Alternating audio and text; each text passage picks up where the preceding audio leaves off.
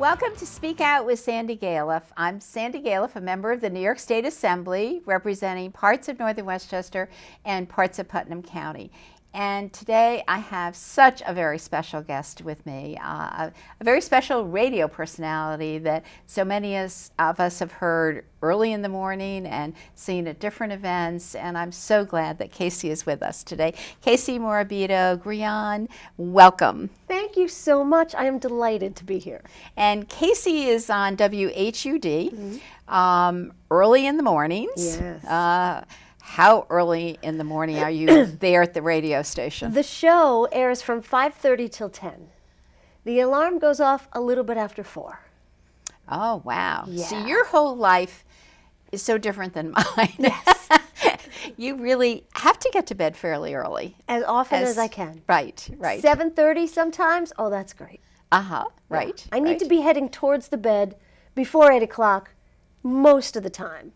So that way I can stay up every now and then for something fun. Right. So I kind of read in an article written about you, talking about what you do in the morning. And I think you're kind of quiet without a lot of noise around you when you wake up, and you just have to kind of get into the day. Yes. I think this really started when I was a kid. I remember my dad saying, "Don't talk to Kacey in the morning." He'd put out the word. I just like quiet in the morning. I have to center myself. So were you always like that? I think I was, but now even more so. I have to sort of gear myself up to, first of all, wake up at that hour. And then I know I get pretty intense. And no one can speak to me in the morning. That sounds so crazy, but my husband's asleep anyway. But like if he ever wakes up and he kind of just waves, because I start thinking already about the show. And the show with Mike and Kacey in the morning is just a series of, aside from offering up news, weather, sports, traffic, trivia, music, of course, it's the rest of it is observation. It's observation. What did I see yesterday? What are people going to want to talk about today? What's going on in the world? And I start to inwardly focus. Right. Now you do this with Mike Bennett. Yes. And you've been the co-host for about 14 years or so. We're up to 16 years that we've been doing the morning show together, Mike and Kacey in the morning. But our history goes back to 1985. Oh, wow. When I went to Radio Terrace one day to ring the doorbell to sit in on Jerry Desmond's morning show. Now, Radio Terrace was in Peekskill at that point. Still is. There's a street called Radio Terrace. Right. But yeah, the radio station WLNA, this AM sister station, and WHUD, the big FM, 50,000 watts, they were both in one little building on Radio Terrace. And I had met Jerry Desmond. I actually waited on him. I was a waitress at Jeremiah's in Peekskill. Some people may remember that from back in the 80s, I guess, the late 80s. And I was going to college for journalism and media, and I needed an internship. And in the kitchen was a dishwasher who was a high school football star, Jimmy McHale, who now heads up J.P. McHale Pest Management. Oh, okay. But he was the dishwasher at the time, big football player, and he saw Jerry Desmond at table 1. And he said, "Do you know who that is?" I said, "Yes, that's Jerry Burger, well done. Coke, no ice, lettuce and tomato on the side." Oh, because he always ordered the same thing. Always. He says, "No, that's Jerry Desmond. He's on the radio. He covers all the high school sports and the Con Ed winner of the week." And I said, "Really?" Because, of course, Jimmy would know this, being a high school football star. And I introduced myself. I said, "I'm going to school for journalism and media, and I'd love to do an internship at the radio station." And he invited me up the next morning. So I had to ring the doorbell at Radio Terrace at 5:30 in the morning, and Mike Bennett answered the door. Oh, my goodness. He was in the newsroom. Wow. So I got my internship, and I really got my whole career. I worked 7 years with Jerry Desmond on WLNA before they moved me over to WHUD. Wow, that is great. I mean, it's an example of using all your contacts and networking, which you probably didn't even know you were using at the time. I didn't. I was just, I don't know where that came from, because I didn't have the reputation of like being a go-getter. It was just, it just happened. It really was kismet.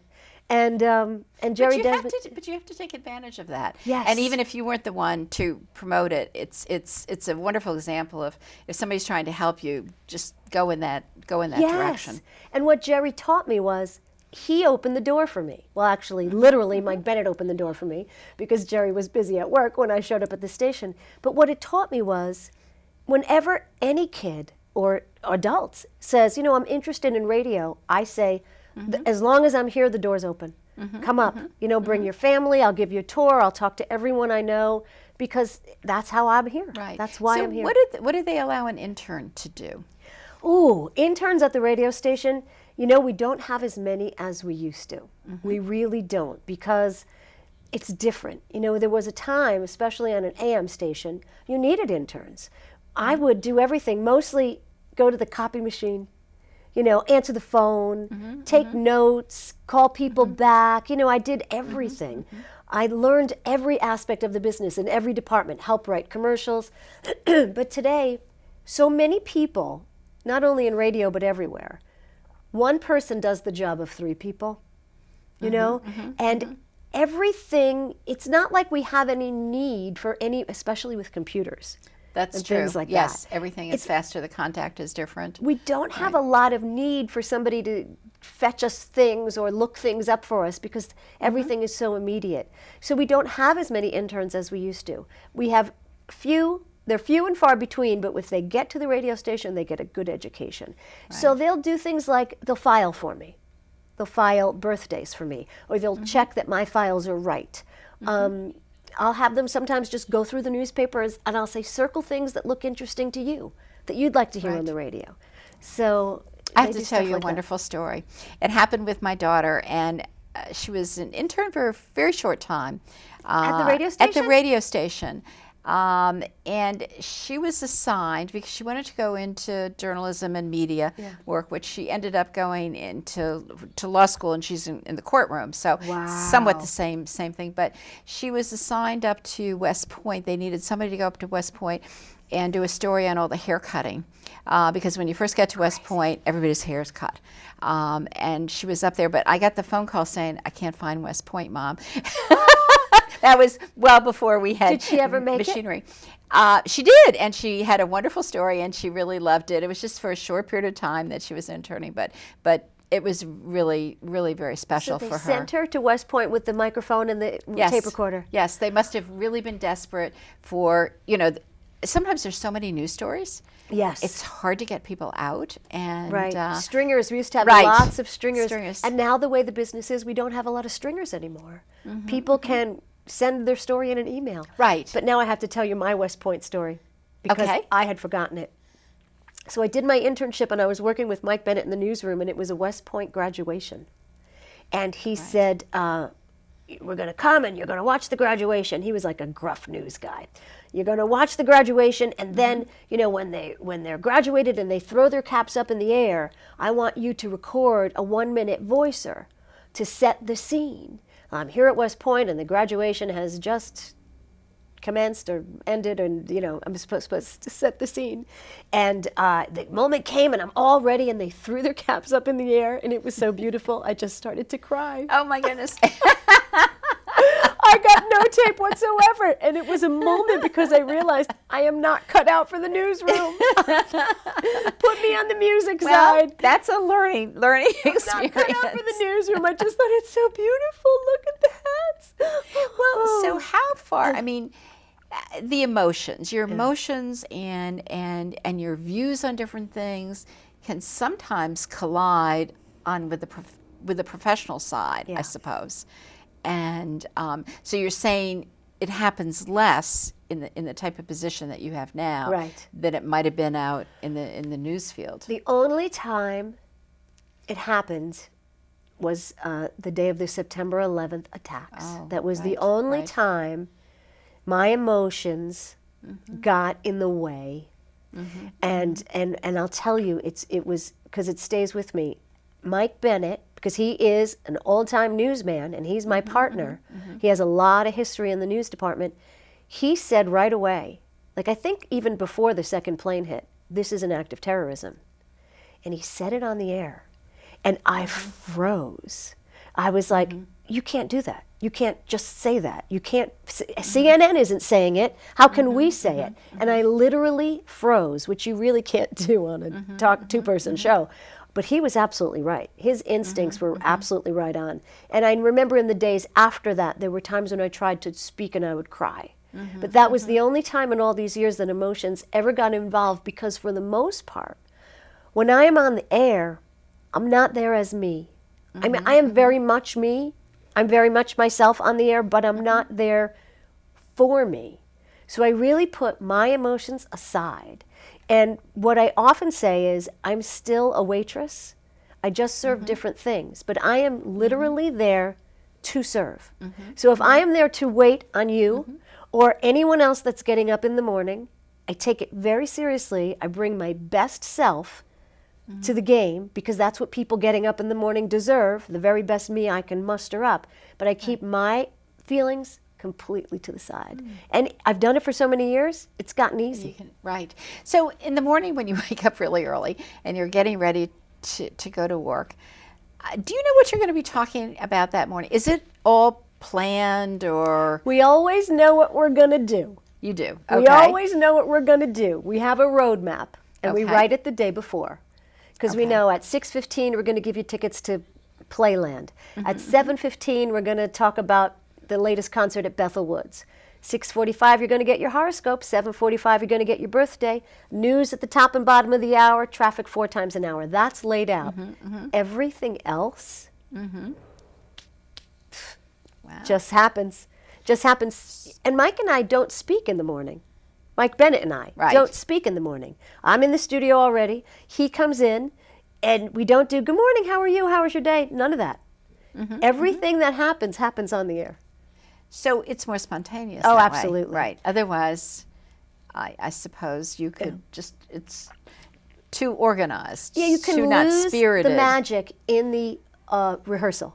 Right. So we even know when Mike and I interview guests, like they'll call in and they'll be on the phone most of the time, and we'll put them on hold, and we don't chat with them before the interview because we don't want them to start telling a story that we want to hear on the air, because it never comes out the same the second time, you know, and you get the honest reaction, you know, when you hear it fresh for the first time. So we'll say, you know, whoever, we had Colin Hanks on the other day.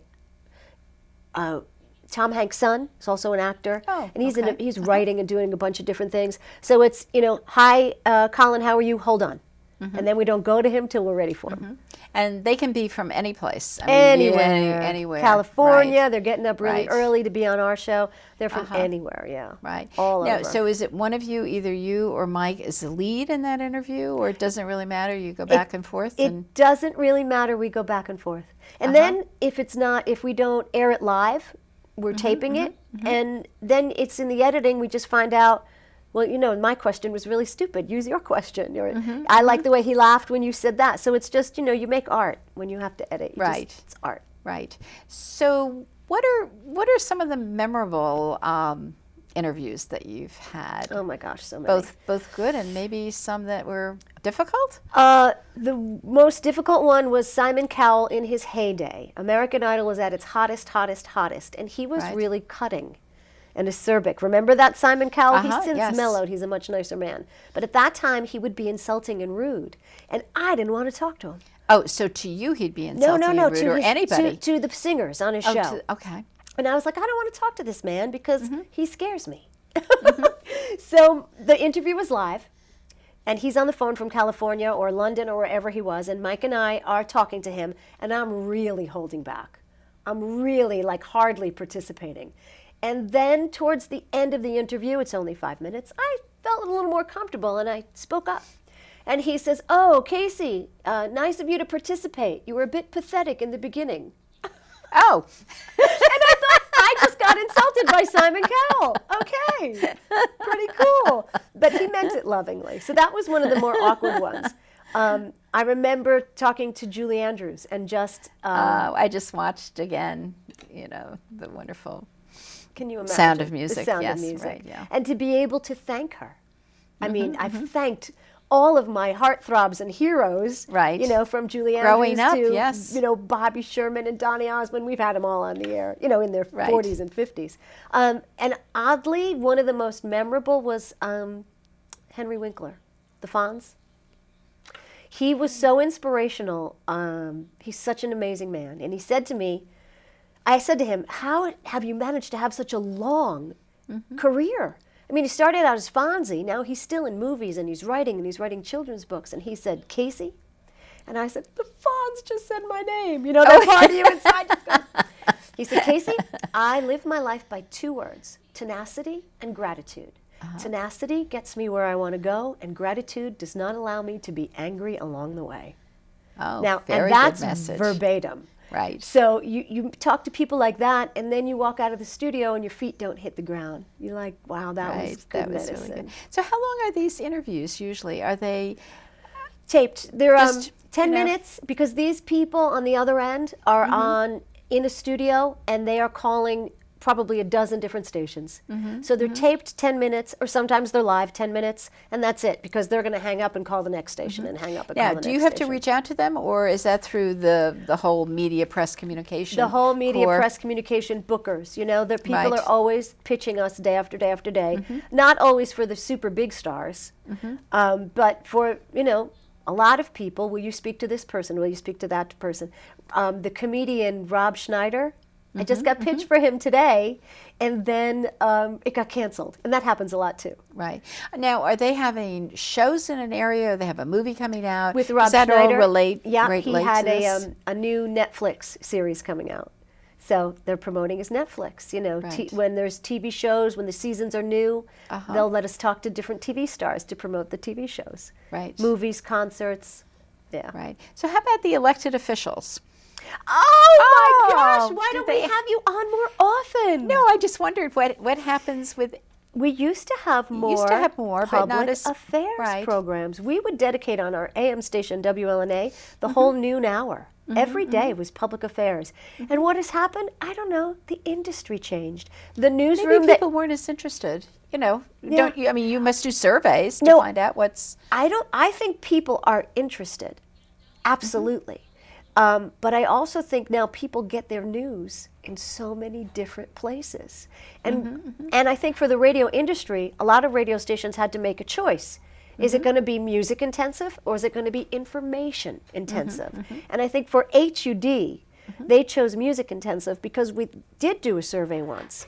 And we were told, or the station was told, because really I'm just, you know, I just do what I'm told. Right. But the station was told, this was many years ago, you don't have enough information and news for the people who want information and news, and you don't have enough music for the people who just want music. So at that point, we Oh. had to pick. Oh, right. Yeah. So you couldn't be perfect for No. all categories. In the right? radio station in my head that I'm going to Uh-huh. own one day, that's going to be completely different. Okay, so that's what you're going to do. Oh, It's a dream. You know, Okay. I mean, I love what I'm doing right now. I'll probably do it forever, but I would love, well, I'm going to tell you my dream. I'm going to tell Peekskill my dream. okay. I would love to have a radio station frequency that could broadcast from the city of Peekskill, for the city of Peekskill, my home city. Uh-huh. And then I would have, great. wouldn't that be great? That'd be great. And I would have an hour that would be just for Peekskill High School. Let the kids come in and play their music. Let them educate us as to what's going on in their world. I'd have an hour for the merchants. You know, let's talk about what's going on there, and definitely for our political leaders. Right. That's great. That's my dream. Now, have you ever thought about television, or no? You really, do you have to make a decision whether you want to be a TV person or a radio person, or can you do both? I think you can make a decision to pursue one or the other, but I didn't ever make a decision because I still haven't gotten over the fact that I'm on the radio. You know what I mean? Like, oh my gosh, this really happened to me. Uh-huh, You know, right. looking back over my shoulder of 30 years, it's like, wow, I had a radio career. Who would have thunk it? You know? right. So I would love to do TV. I'd love to have a talk show. I don't know. I'd love to Right. do everything, but for the most part, I have to get up in the morning and go to work. And so go to work, right? I haven't yes. had time to really now, do carve people, out. when they meet you, Yes. is there a voice recognition? Because obviously they don't see you, although they actually do. I mean, there's some ads and papers Right. and things with your photo in it. So much fun. the most fun ever. I was in the Mexican Shack jewelry store in Somers. And this was many years ago. And I looked at a piece of jewelry and I said, as I tapped the glass, oh, that's so cool. And the woman laughed behind the counter. She says, oh my gosh, you sound just like that lady on the radio. And I said, I am. So that happens from time to time. Right. Or the other day online at Kohl's, I was confused about the coupon situation. And I was like, I don't know about this. And the woman behind me said, oh, don't worry, Kacey. You know, if you just do this and this with your coupon. And I was like, excuse me? She says, oh, I saw you at the WHUD Halloween party. I was the, gory bride. I was like, oh. So I love that when people know me and I don't know them. But I grew up here in Peekskill with two huge Italian families, the Morabitos and the Bertolinis. I had dozens of uncles and aunts and cousins. I'm used to everyone knowing my name. You know what I mean? True. That's so it true. doesn't feel any different at all. Right, right. That's great. Well, you do go out and do a lot of events, because I know you're the MC at a lot of dinners that I go to and so on. You're always, out and about with a totally different group of people. Yes, but I have to say, for the most part, I go to a lot of dinners. You go to a lot more. You are everywhere. Oh, well, we both do dinners. Yeah. Really well. You really show up. I mean, really, as a public official, I'm like one of your biggest fans because you really are there for the community. You're everywhere all the time, and you stay. Right. No, I really enjoy them, and but you're there doing the announcements, letting everybody know, and awards and so on. And it does educate you. Now, do you take? I think you were one of the ones more recently was for the shelter down in Peekskill, CHOP. Now, after you go to something like that, does that work into any kind of programming or not, or it could or it couldn't? Do you talk about homeless? Absolutely. And training and the reason most of the time I get invited to go to dinners and MC dinners because they know I'm going to talk about it on the air before I go. Oh. And when I get back. Okay. And I never really thought about that. Yes, You're educating me. Okay. I'm not there because they think I'm cute. They're there because they're getting a free radio bit out of it. But if it's a good charity, and if I think I can help, a lot of people ask me to do things, but I can't find where I would be an asset. But if I can MC a dinner or pull prize raffles or whatever, and I really think I can help bring attention to a cause, I say yes. And since I've done so, I've fallen in love, with CHOP. Caring for the homeless at Peekskill and the good work they do, and so many other great works, and it becomes a part of my life. Right. So, I support them all year long, not just on the day of the dinner. Right. So do you do a lot of those raffles on the radio? No. Is it back in, I'm trying to remember, if you're pulling a raffle ticket, do you announce it always on a show beforehand that you're going to be someplace? Yes. And that you're going to be choosing those raffles. Yes, when we go out and do public appearances for the radio stations, come and see us and register to win a prize. So then it gives people, maybe they'll come out and say hi, and they'll register to win, and maybe they'll tune in the next day to see if we pull their name. And then when I'm out at public service dinners, for charities, whenever I pull a winner there, I always try to take as many notes as I can so I can come back to the radio station the next day and tell the story. Because I feel I'm representing the people who haven't met CHOP yet, or Support Connection, or wherever I may be. Okay, I'm trying to look here because somewhere I read in the paper, yes, this is it. All I ever needed to know, I learned on the radio, and that came from you. Is that your life story? Yes, I have been traveling around for the last year. I can't believe it's a year, with a motivational presentation called "All I Need to Know I Learned on the Radio." I do community theater for fun, and the people who book community theater, it's called M&M Theater Productions. They were always asking me, "Can we book you as a speaker?" And I'd say, "No, I have nothing to. Just because I'm on the radio doesn't mean I have any opinions. I have nothing to say." And then I got together with a group of girlfriends, and we were going to have a women's symposium. Hudson Valley Hospital Center used to have a women's symposium each year. Now it's New York Presbyterian at Hudson Valley Hospital, and they don't do that anymore, and I miss it. I really miss it. So that's the problem with sometimes bigger versus smaller. Yeah. When we merge together. So I was like, let's have our own women's symposium. So when we put it together, they asked me if I would speak and tell the story of my journey. And I said, well, What journey? what journey? And I sat down to write, and I wrote 3 hours worth of material. Oh my goodness! Wow. And I cut it down to an hour for the sake of this first women's luncheon that we had last January. And my sister was there. And my sister is the great barometer of my life. You know, she'll look at my outfit and say, oh no. You know, or she'll say, yeah, that was good. So she heard that speech and she said, that was good. That was good. You got to take this out there. Right. And I really value her opinion, so I called M&M Theater Productions and I said, can I show this to you? And they said, yeah. So I pitched it to them, and they have been booking me everywhere for over a year now. And so it's the story of a girl who grew up wanting to know the rules of life. And I really did. I wanted to know, like, there's got to be rules. And I couldn't find any. So I kept making a lot of mistakes. But did you make up your own rules? No? I guess, I don't know. I got in a lot of trouble just trying to figure out what the rules were. Okay. But now, looking back, I see what radio taught me. And some of the rules of radio, like the first rule of radio is smile.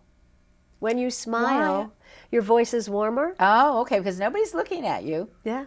But I can tell you, warmer. most everyone on the air is smiling. That's a good rule for life. Rule number 1 is smile.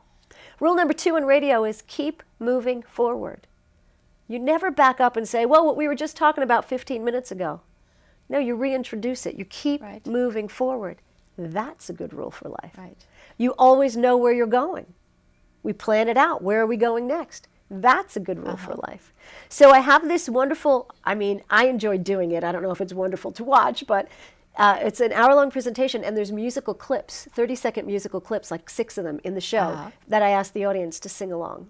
So what do? Do you have a clip on Smile? No, I have a clip on I don't have a clip on Smile, but I have a clip. I tell my story of growing up listening to the radio with my mom. My mom listened to the great DJs like Harry Harrison and that started you on all Lundy. This path. Right? Yes, and then my dad, he listened to WNEW 1130 in New York. Right. Do you remember that? I remember that. William B. Williams. Right. And he taught me to distinguish between Sarah Vaughan and Ella Fitzgerald. So I have a musical clip about there's a Janis Joplin clip that my mom listened to, an Ella clip that my dad listened to. And so the music helps tell the story. And the story is the rules I learned on the radio, the rules my guests on the radio have taught me, and then the rules having the lifestyle of a radio personality, which means sometimes you're up at 4, or sometimes you're getting off the air at midnight, and being alone, and alone in nature often, driving to work under the stars or as the sun comes up, what those set of lessons taught me. So that's what I've been presenting. This is wonderful. So as we close, if people want to contact you, Kacey, there's some information, I believe, that is on our screen at some point. Yes, KaceyRadio.com is my website, and KaceyRadio@gmail.com. And I'd love to hear from anybody. Thank you so very much. You are so inspirational. Lots of motivation, and you do such a great job for all of us. So and thank you. Do you, Sandy Galef. Do a good job for all of us. You're motivating everybody. Thank you all for watching, and I thank you very much for Kacey coming. If you have any questions, please give me a call at my office, 914-941-1111. Thank you so much for watching. Have a good evening.